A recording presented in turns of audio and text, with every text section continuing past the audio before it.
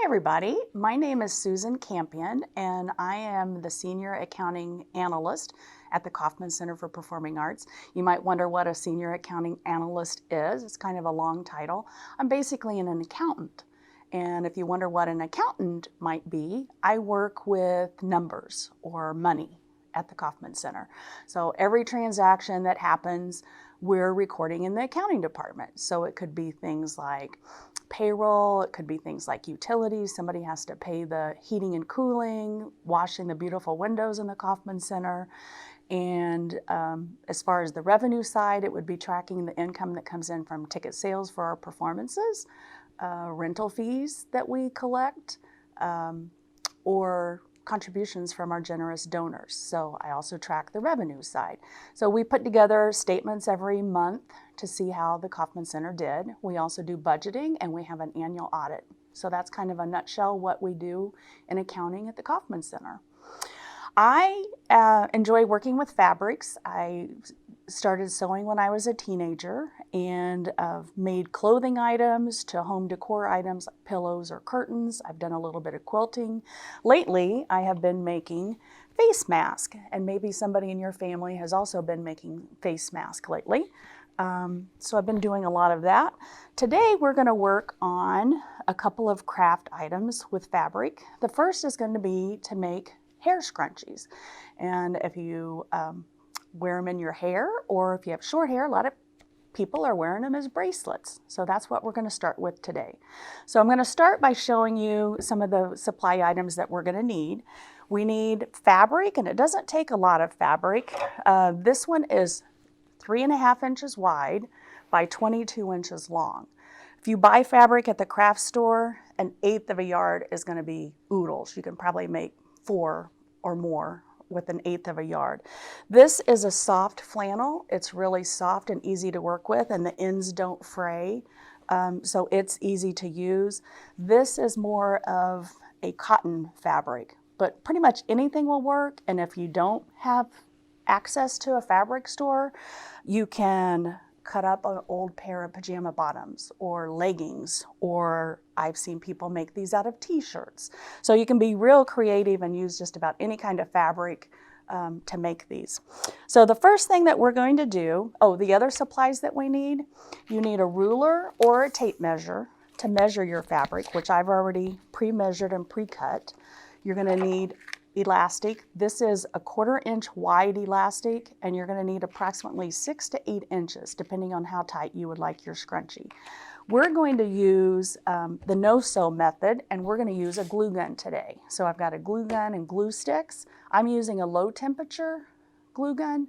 If you don't have a glue gun, you can also use fabric glue. There's lots of different kinds of fabric glue that you can get. If you use fabric glue, we'll talk about this later, it takes a little bit longer to dry. The glue gun is pretty quick drying, so that's what we're going to use today. You need scissors to cut out your fabric, 2 safety pins, and we'll show what that's for in a bit. A piece of ribbon or string doesn't need to match your fabric, and I'll show you what, we're just using that as a little trick to turn our fabric right side out.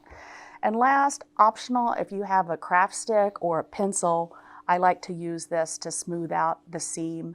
Also, if you're using a high temp glue gun, then your fingers won't get burnt. Okay, so we're ready to start with our scrunchie. And I've chosen the tie-dye print, and we're gonna start, I've already pre-cut it, but it was 3.5 inches wide by 22 inches long. And we're going to start with, you notice your fabric has the pretty side or the right side, and then the opposite side, the wrong side of the fabric. We're going to put the wrong side up, and we're going to do a small bead of the glue to turn this down just a small amount. And we're going to use the glue gun. I mentioned the fabric glue. If you use the fabric glue, it takes 2 or 3 hours to dry before you're going to be able to move on to the next step. And sometimes it leaves the fabric a little stiff. So that's why I prefer the glue gun. So we're going to start, and I'm going to do just a small little beading of the glue. And this is with the craft stick. You turn it over, and then you can just use the craft stick to smooth it out, to make sure there's no wrinkles, and to make sure that it, with a little bit of pressure, that it will stick really nicely. Okay, and the other side is already complete. Now we're going to flip the fabric over and put the pretty side up, and we're going to fold it in half, and I like to fold away from you. So just kind of smooth it down. Actually, I forgot a step. We're going to take the ribbon before we get started. This is just going to help us turn it right side out when we're finished. So it just needs to be longer than your fabric, and we're just going to pin it approximately in the center. And it's just going to lay in there for now. So when we fold it up, we're going to use the glue gun, and we're going to glue the long sides together. And we'll need to do short little pieces at a time because the glue will dry pretty quickly. So you'll do a few inches, press that down. You can see how that helps get the wrinkles out as well. We'll slide it down. You don't want to glue the ribbon. It's just going to lay nicely in there and it really won't be in the way. We're just gluing along the edges.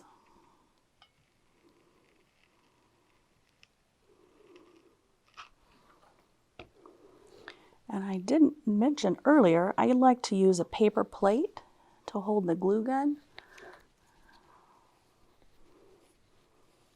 Smooth that out. As you see, I like to cut a little notch in it, so that will hold it with the cord so it won't keep falling over. It's a nice little trick. Okay, we'll glue a little bit more.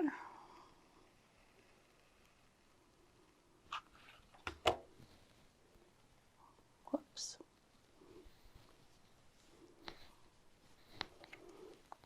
Press that down.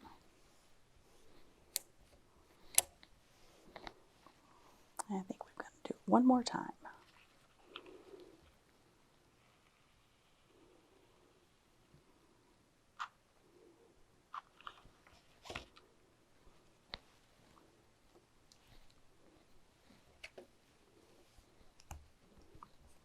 Okay, so that step is done. Now we are going to turn it what is called right side out. As we mentioned, this is the wrong side of the fabric, and we're going to turn it wrong side out. So this is where this pin is going to come in handy. It's basically a long tube right now of fabric, and the ends are glued together. So what I'm going to do is turn this safety pin inside. I might need a little bit more wiggle room.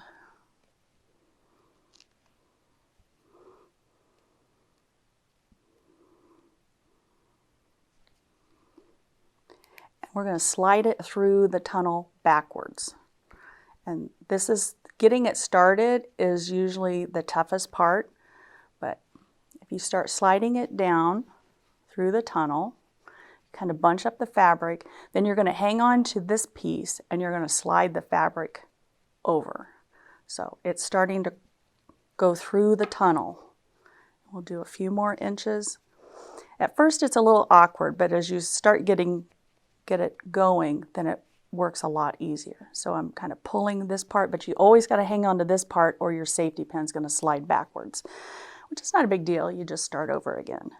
So if you can see how I'm kind of gathering it with pushing it and then holding that tight and then pulling the fabric with my other hand.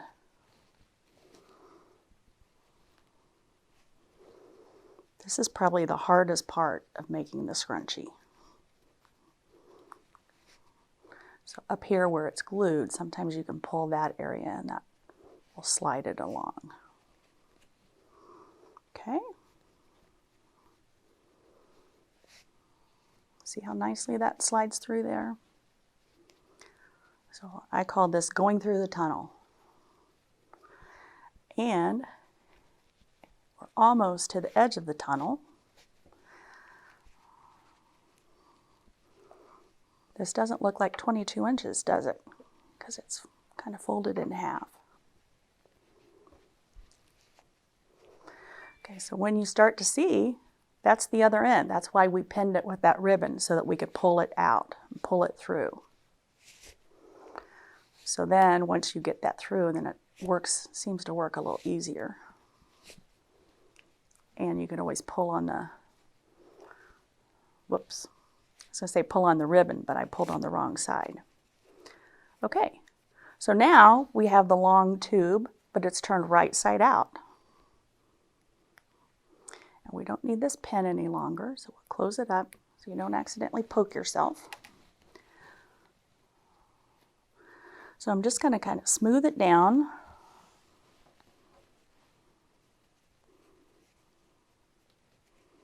So we have one long tube. Okay, so the next part, we're ready to thread the elastic through. And here's my elastic. I mentioned that it was 1/4 inch. This is kind of the package that it will come in. Elastic may be kind of hard to find right now because a lot of people are making face masks and it's hard to find elastic. So if you find elastic but it's wider than this, you might be able to cut it in half. Or again, you could maybe get creative and use elastic cording, or I've known people that got real creative and they use the elastic out of those pajama bottoms that I was talking about. So we're going to use, it's 6 to 8 inches, depends how big you like the hole to be. If you have really fine hair or maybe really thick hair and you don't like to twist it and make a second layer, then you'd want a smaller amount. Right, I cut it at 8 inches and then I overlapped it an inch. So that's basically 7 inch. So again, you could do 6 if that's a little bit too big for you, but we're going to start with what I've been doing and use 8 inches of elastic and cut that. And we're going to use our handy safety pins again. And again, we're going to use both of them. So I'm going to start by sticking the safety pin through the end of the elastic and attaching it to the end. So that way we won't lose it. We're going to do the same thing. We're going to be feeding it through here, and that's what's going to gather it up. And then we'll put the pin on the other side. So this safety pin, ready to go back through the tunnel again. And this is going to hold it on. So you'll see as we start pushing it through with your thumb, hanging onto it then with your left hand and pulling it with your right, that elastic is inside the tunnel now. And you always make sure that you hold it tightly with your thumb and forefinger before you slide it. And it's just going to make those nice little gathers. You can see it's starting to curl up already.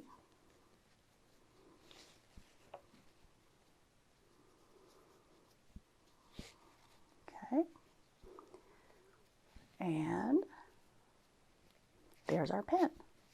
So we're going to pull it kind of tight because we're going to need to work with that elastic. What we're going to do is attach that end of the elastic to this end of the elastic. So that was why I wanted to pin it in there. So we're going to undo this safety pin. This might be a part where it would be nice to have an extra set of hands. So we want at least an inch. We're going to put a strip of glue there and lay this one right across the top. Now some people, you could tie a knot if you didn't want to use the glue, but that might make it a little bulkier inside the scrunchie. So what I typically do is use about an inch and just lay this on top. And again, use your craft stick to press it down good so it's gonna hold. Okay. Got a little glue on the table. So that only takes just a few seconds to dry. We're just about done with our hair scrunchie. Now we're just going to kind of slide it back together. So these two ends, remember the very first thing we did is we turned that over and we turned that end over. We're going to tuck one end inside the other. Just like that. So now we're going to put a little bit of glue on each side to hold it in place.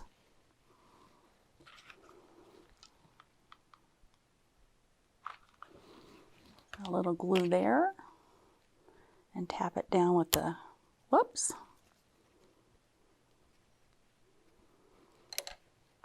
And we'll flip it over and we're going to do the same thing. We're going to put a little bit of glue. I like to put it on the bottom side and then press the top down. So a little bit of glue and press it down. And we have just made a beautiful scrunchie.